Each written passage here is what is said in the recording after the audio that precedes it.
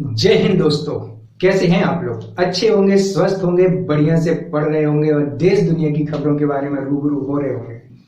दोस्तों, आज हम लोग एक ऐसे टॉपिक पर बात करने जा रहे हैं जो हमेशा प्रासंगिक रहता है। किसी न किसी न्यूज चैनल पर उस टॉपिक की डिबेट चलती ही रहती है और वो इतनी ज्वलंत डिबेट रहती है, हम सब इतने जिज्ञासु होकर के उस डिबेट को सुनते हैं कि बस लगता है कि कितना ज्वलंत टॉपिक है। तो उस टॉपिक पे हम लोग बात करने जा रहे हैं। इतना प्यारा टॉपिक है, आज से नहीं है, हमेशा से ये टॉपिक इतना प्यारा रहा है। इतना प्यारा रहा है क्यों? वो टॉपिक ही ऐसा है, क्या करें हम, टॉपिक ही ऐसा है कि इतना प्यारा है। तो दोस्तों, आज हम उस प्यारे टॉपिक पे बात करने जा रहे हैं। क्या है वो टॉपिक, बता तो दो। बताएंगे अभी थोड़ी देर में, अभी क्लियर हो जाएगा। तो वो टॉपिक कौन सा है, इस पे हम अभी विचार करने जा रहे हैं। उससे पहले the universe study hub channel पर बहुत बहुत स्वागत है आप सभी लोगों का। द यूनिवर्स मतलब ब्रह्मांड, पूरा ब्रह्मांड, इतना बड़ा ब्रह्मांड है, इतना बड़ा यूनिवर्स है, उसमें आपका बहुत बहुत स्वागत है। उस यूनिवर्स में बहुत बहुत स्वागत है और उस यूनिवर्स देवा में बहुत बहुत स्वागत है। दोस्तों चलिए, आज हम लोग बात करने जा रहे हैं दोस्तों एक ऐसे टॉपिक पर जिसका नाम है रिलीजन, जिसका नाम है धर्म। तो धर्म कितना प्रासंगिक है ये तो आप सभी लोगों को पता होगा कि धर्म जो है वो हमेशा से प्रासंगिक रहा है। आज से नहीं, जब से हम इसका उद्भव देखें इतिहास में, जब से धर्म शब्द उद्भव में आया है या जब से धर्म जैसा शब्द हमारे जहन में आया है या हमारे मन मस्तिष्क में आया है, तब से ये जो हमेशा से चिंतन और मनन का विषय रहा है दोस्तों। तो दोस्तों, आप सबसे पहले एक बात सोचिए, वो सोचने वाली बात है, इसलिए आप सोचिए, जो हमारा देश है इतना प्यारा, भारत, इंडिया, हिंदुस्तान, इतना प्यारा जो देश है अपना, ये दोस्तों धर्म से चलता है कि संविधान से चलता है? इस पे बस आपको सोचना है कि ये जो अपना देश है ये धर्म से चलता है कि संविधान से चलता है। बस आप इतने इस पर विचार भर करिएगा कि ये धर्म से चल रहा है अपना देश कि संविधान से चल रहा है। आप क्या बोल रहे हैं? आप बोल रहे हैं ना कुछ? अच्छा, आप ये बोल रहे हैं कि संविधान से चल रहा है, नहीं, अच्छा ये बोल रहे धर्म से चल रहा है।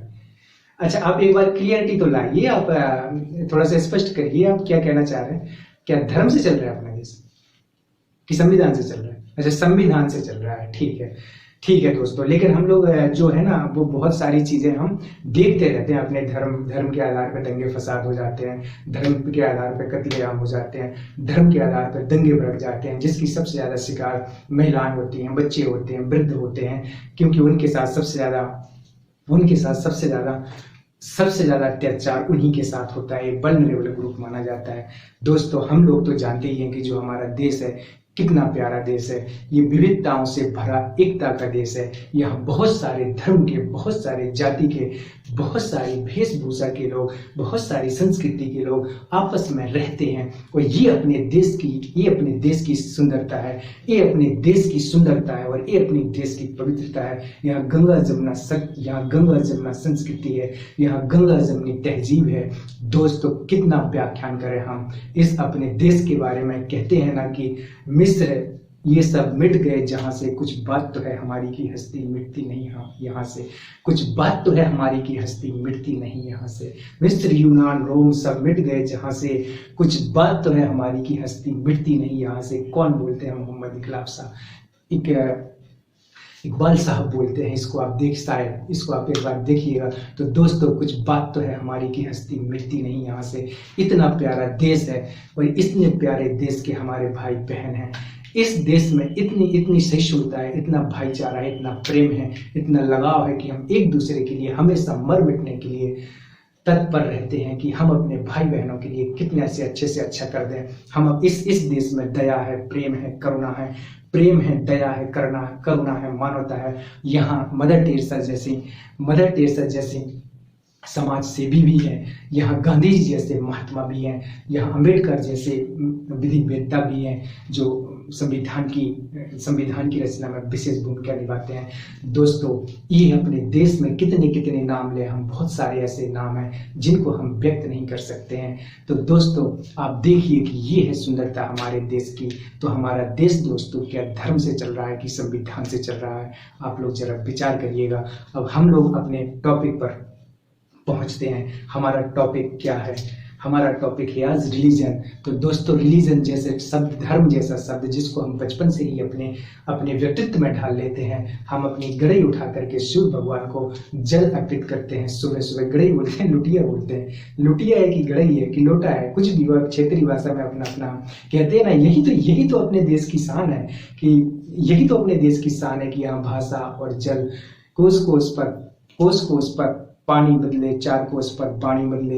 ये आप देखिए ना कि यहाँ कितनी सुंदरता है कि पानी भी बदल रहा है, पानी भी बदल रहा है। अपनी 22 भाषा तो है ही प्रमुख भाषाएं, बट कितनी सारी क्षेत्रीय भाषाएं हैं। तो चाहे गड़ई बोलो, चाहे लोटा बोलो, चाहे लुटिया बोलो, कुछ भी बोलो, हमारा जो मेन कंटेक्स्ट है वो ये है कि हम जब उठते हैं तो हम सूर्य भगवान को नमस्कार करते हैं। हम पवित्र जगह देखते हैं तो श्रद्धा से हमारा सिर झुक जाता है, चाहे वो मंदिर हो, चाहे वो मस्जिद हो, चाहे वो गुरुद्वारा हो।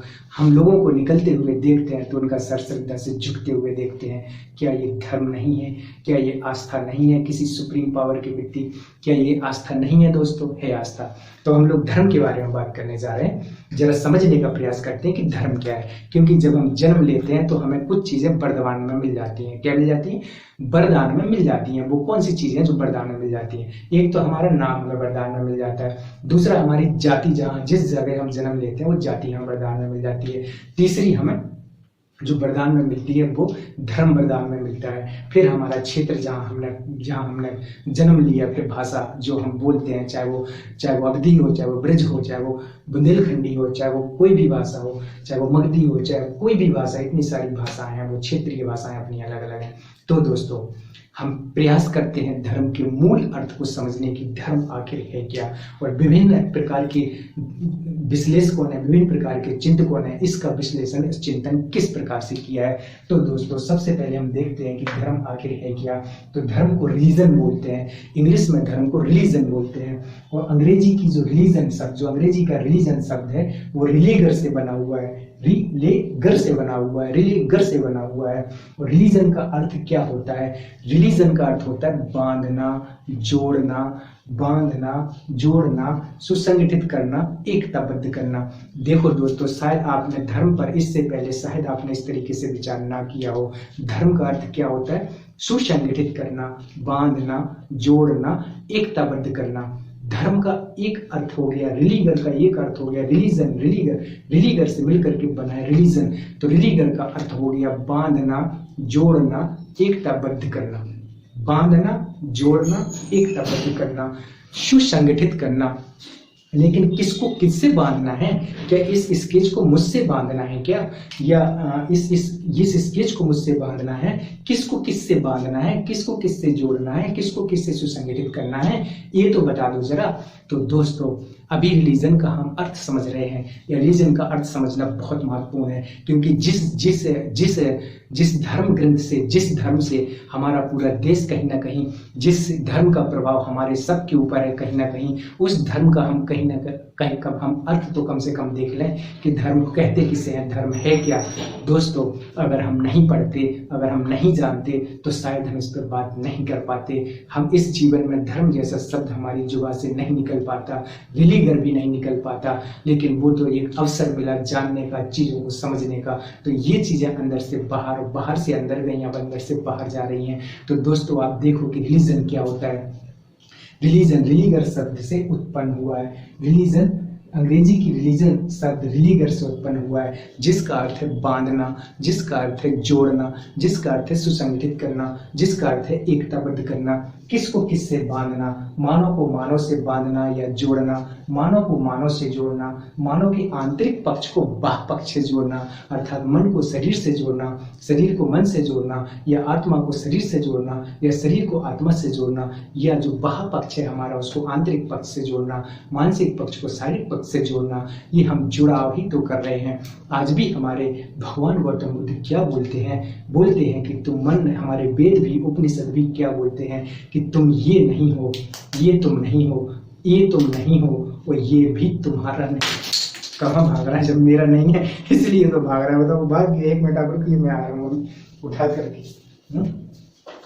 तो दोस्तों आप इसको देखते रहिएगा।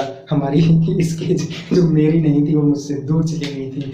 प्लीज़ मेरे से मुझे छोड़ के मत जाया करो, मेरी प्यारी स्केच। तुम्हें चोट तो नहीं लग गई? अब चलो देखो, ये बोल रहे बांधना है, धर्म का अर्थ है बांधना। किसको किससे बांधना? मानव को मानव से बांधना, मानव को मानव से जोड़ना, मानव के बाह्य पक्ष को आंतरिक पक्ष से जोड़ना। तीसरा जो शब्द है ना दोस्तों, बहुत महत्वपूर्ण है, बहुत महत्वपूर्ण है। और धर्म का अर्थ कहीं ना कहीं इसी में बिल्कुल समाहित हो जाएगा। वो तीसरा जो शब्द, जो तीसरा पॉइंट है, वो क्या है दोस्तों? वो है, देखो, मानव को ईश्वर से, मानव सीमित है और उसको असीमित सत्ता से जोड़ना, मानव को ईश्वर से जोड़ना। तीन शब्द हमने देखे, मानव को मानव से जोड़ना, मानव के बाह्य पक्ष को आंतरिक पक्ष से जोड़ना, या आंतरिक पक्ष को बाह्य पक्ष से जोड़ना, और तीसरा है मानव को ईश्वर से जोड़ना, मानव को ईश्वर से जोड़ना। तो दोस्तों, मानव को ईश्वर से जब हम जोड़ेंगे तो ये भी तीसरा पक्ष हो जाएगा धर्म का। होगा कि नहीं होगा? तो धर्म को हम देख रहे हैं अभी। अब धर्म देखो, अब जो ये पहले दो हैं, इनमें कहीं भी ईश्वर का जिक्र नहीं आया है। आया क्या ईश्वर का? कहीं भी जिक्र नहीं आया। धर्म का मतलब है मानव को मानव से जोड़ना, मतलब मानव में भाईचारा, प्रेम, बंधुत्व, दया, करुणा, प्रेम, ये सब चीजें बनी रहे। दूसरा जो आया वो मनुष्य का आंतरिक पक्ष को बाह्य पक्ष से जोड़ना। कहीं ईश्वर का कोई जिक्र नहीं है। लेकिन जो तीसरा पॉइंट है वो ज्यादा महत्वपूर्ण है कि मनुष्य का जो मनुष्य सीमित है उसको असीमित पावर से जोड़ना ही धर्म है। तो जोड़ना ही धर्म है। तो दोस्तों, ये पहले दो पक्ष जो हैं, प्रथम दो पक्ष भारतीय परंपरा में स्वीकार किए जाते हैं। आप लोगों को ये सुन के बड़ा आश्चर्य होगा कि बताओ यार, भारतीय परंपरा में पहले दो पक्षों को धर्म माना जाता है। भारतीय परंपरा में पहले दो पक्षों को धर्म माना जाता है, लेकिन वेस्टर्न परंपरा में तीसरे, जो पाश्चात्य परंपरा है अपनी, मतलब जैसे कि यूरोप के देश हो गए, वेस्टर्न के जो देश हो गए, वो पाश्चात्य परंपरा है। तो ये जो पाश्चात्य लोग हैं वो लोग तीसरे अर्थ को मानते हैं कि मानव को ईश्वर से जोड़ना ही धर्म है। मतलब धर्म है तो ईश्वर तो होगा ही होगा, ईश्वर होगा, धार्मिक पद्धतियां होंगी, धर्म ग्रंथ होंगे, तभी तो ये धर्म का मतलब है। लेकिन ये खूबसूरती देखो इंडिया की, ये खूबसूरती देखो अपने भारत की, कि अपना भारत बोलता है कि धर्म वो है कि मानव को मानव से जोड़ना, मानव को मानव से जोड़ना, और मनुष्य के आंतरिक पक्ष को बाह्य पक्ष से जोड़ना, या बाह्य पक्ष को आंतरिक पक्ष से जोड़ना, आत्मा को परमात्मा से जोड़ना। वेदांत में बोलते हैं ना, ब्रह्म सत्य जगत मिथ्या। शंकराचार्य बोलते हैं ना, ब्रह्म सत्य जगत मिथ्या।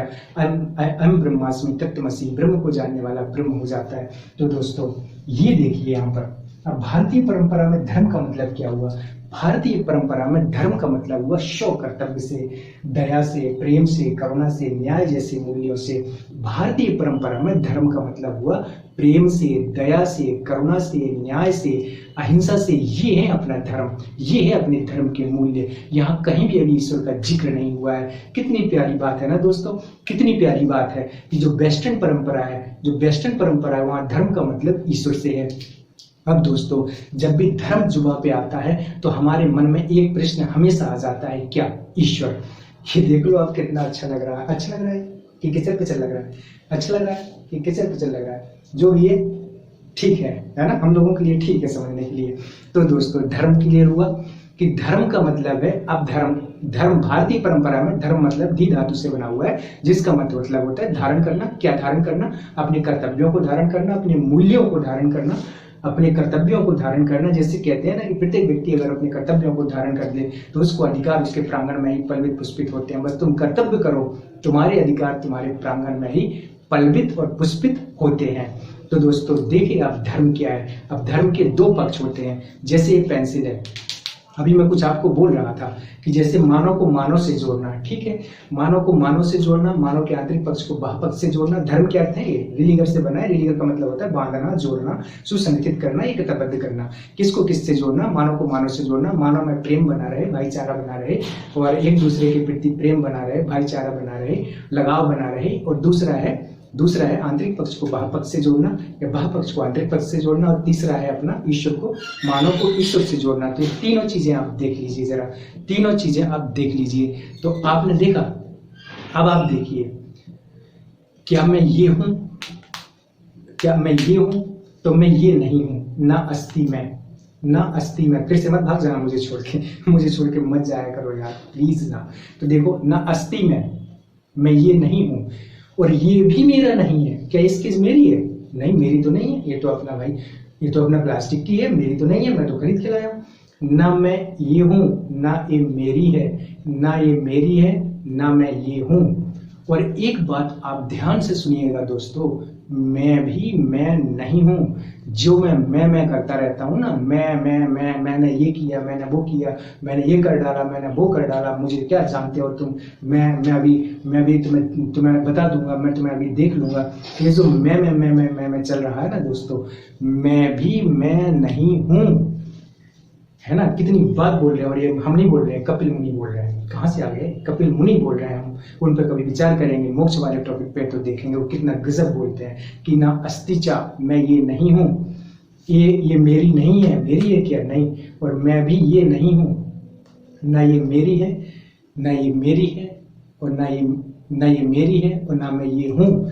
तो मैं भी मैं नहीं हूँ। एक स्तर की बात आप जान जाएंगे कि आप भी आप नहीं है। जो मैं लगा रहता है ना कि मैं ये हूँ, मैं वो हूँ, मैं भी मैं नहीं हूँ। तो दोस्तों धर्म को देखिए आप। अब हम लोग धर्म पे फिर से आ गए। धर्म के दो पक्ष होते हैं, आंतरिक पक्ष होता है और बाह्य पक्ष होता है। यहाँ देख लीजिए आप, धर्म के दो पक्ष होते हैं, बाह्य पक्ष और आंतरिक पक्ष।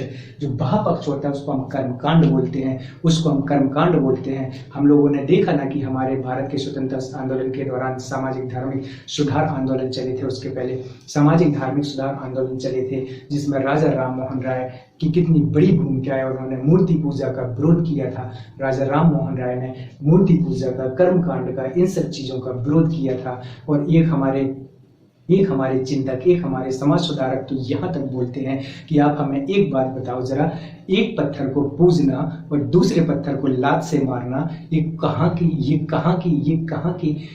कौन सी बात हो गई कि आप एक पत्थर को तो लात से ठुकरा रहे हो, लात मार रहे हो, और दूसरे पत्थर को आप पूज रहे हो।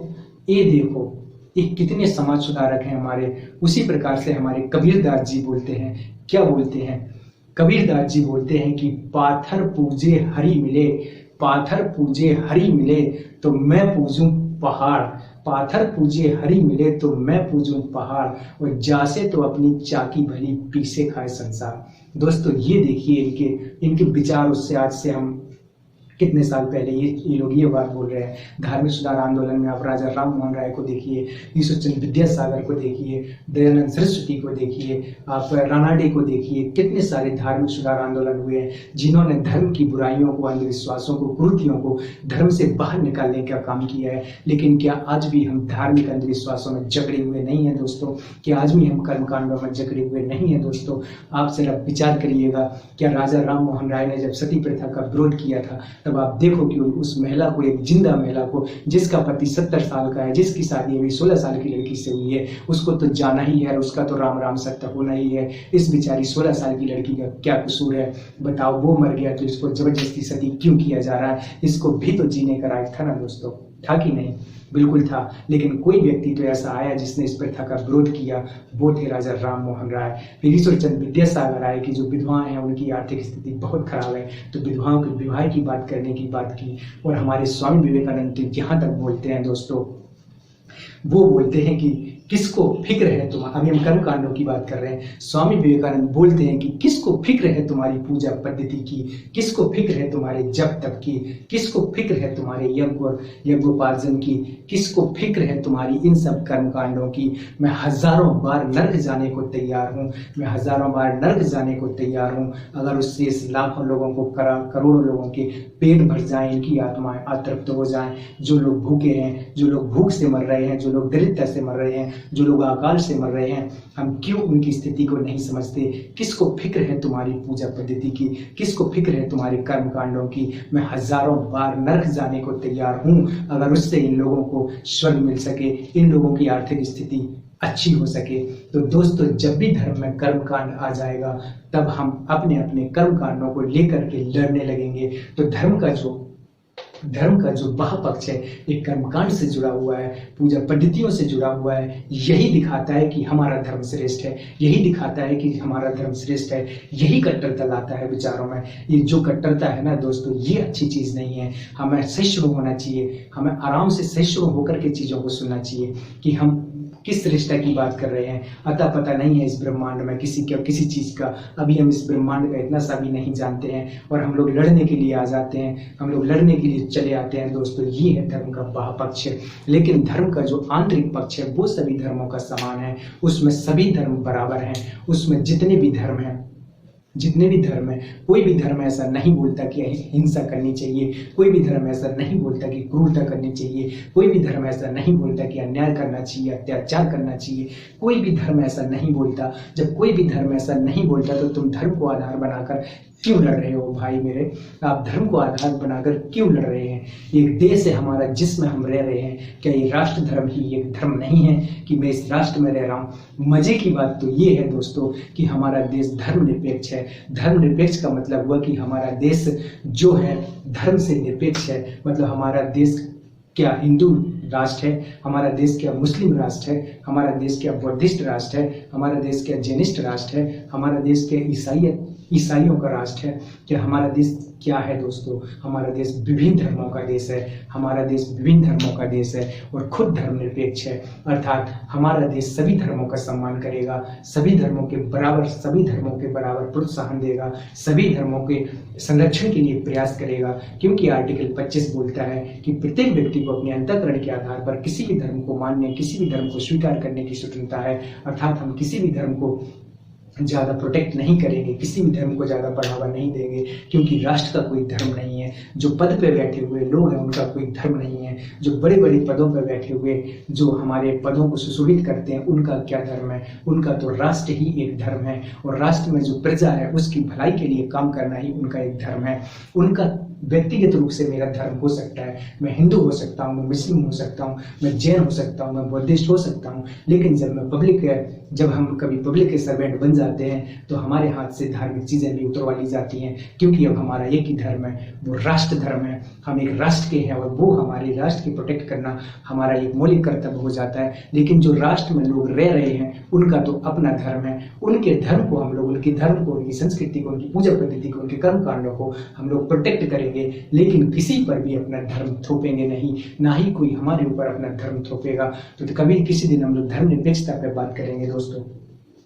तो ये देख लिया हमने कि भारत दूसरा जो आंतरिक पक्ष होता है धर्म का वो मूल्य होता है, और जो बाह्य पक्ष है धर्म का वो कर्म कांड है। हम सब धर्मों के अपने अपने कर्म कांड है। देखो इतने सारे, हम पूरा एक साल में कितने सारे त्योहार देखते हैं, हिंदू धर्म के अलग और इस्लाम धर्म के अलग, बुद्धिस्टों के अलग, जैनिज्म के अलग, इसी प्रकार सिख धर्म के अलग त्योहार देखते रहते हैं। हम लोग मानते हैं कि एक परम सत्ता है जिसके प्रति हम एक आस्था रखते हैं। तो दोस्तों धर्म का मतलब वेस्टर्न परंपरा में ईश्वर से है कि अगर धर्म है तो ईश्वर भी होगा, और अगर ईश्वर है तो एक पूजा पद्धति भी होगी, और अगर पूजा पद्धति भी होगी तो एक धर्म ग्रंथ भी होगा जो ईश्वर का व्याख्यान करेगा। एक और चीज दोस्तों सोचने वाली है कि हम सब मानव हैं और हम सबका एक कोई पिता है। अगर हम सबका एक कोई पिता है तो क्या वो किसी देश की सीमाओं में सीमित हो सकता है? दोस्तों हम लोगों के तो बहुत सारे भगवान हैं, हम लोगों के तो क्षेत्रीय भगवान भी हैं, हम लोगों के तो पारिवारिक भगवान भी हैं, लेकिन दोस्तों एक बार जरा आप कल्पना करके देखो, क्या जो भगवान है वो किसी एक राष्ट्र की सीमा में बंधा हुआ है क्या? भगवान क्या भारत की सीमा में बंधा हुआ है क्या? भगवान क्या ब्रिटेन की सीमा में बंधा हुआ है क्या? भगवान क्या अमेरिका की सीमा में बंधा हुआ है क्या? भगवान तो इस पूरे ब्रह्मांड में सर्वज्ञ, सर्वशक्तिमान है, अनंत है, असीमित है, सर्वज्ञात है, सर्वव्यापी है, वो कहाँ नहीं है दोस्तों। और एक बात सोचो जरा दोस्तों, ये जो संविधान है, ये जो देश है संविधान से चलता है, तो क्या ये पूरा जो अपना विश्व है, अगर कोई एक ईश्वर होता तो कोई पूरा विश्व को चला रहा है ना वो दोस्तों, तो पूरे ब्रह्मांड को चला रहा है ना वो, तो क्या ईश्वर मेरा हो सकता है? क्या ईश्वर आपका हो सकता है? ईश्वर तो हम सबका है ना दोस्तों। अगर कोई परम तत्व है, अगर कहीं पे कोई परम तत्व है तो वो वैसा तो नहीं है जैसी हम कल्पना करते हैं, कम से कम वैसा तो नहीं है जिसके लिए हम लड़ते हैं, क्योंकि हम इस ब्रह्मांड के बारे में जानते कितना जानते हैं। साइंस भी लगातार प्रयास कर रही है, तरह तरह के प्रैक्टिकल चलते रहते हैं, फिर भी हम कितना जानते हैं। यहाँ देख लेते हैं दोस्तों, धर्म में ईश्वर है, पद्धतियाँ हैं, धर्म ग्रंथ है, तीनों चीजें हैं। अब एक हमारे फिलोसफर हैं, दार्शनिक हैं गेलवे, जो बोलते हैं अपने से परे किसी सत्ता में, हजारों परिभाषाएं दी गई धर्म की, जो बोलते हैं अपने से परे किसी सत्ता में विश्वास रखना ही धर्म है। एक हमारे मार्क्स साहब आते हैं, मार्क्स, तो मार्क्स क्या बोलते हैं कि धर्म एक अफीम है,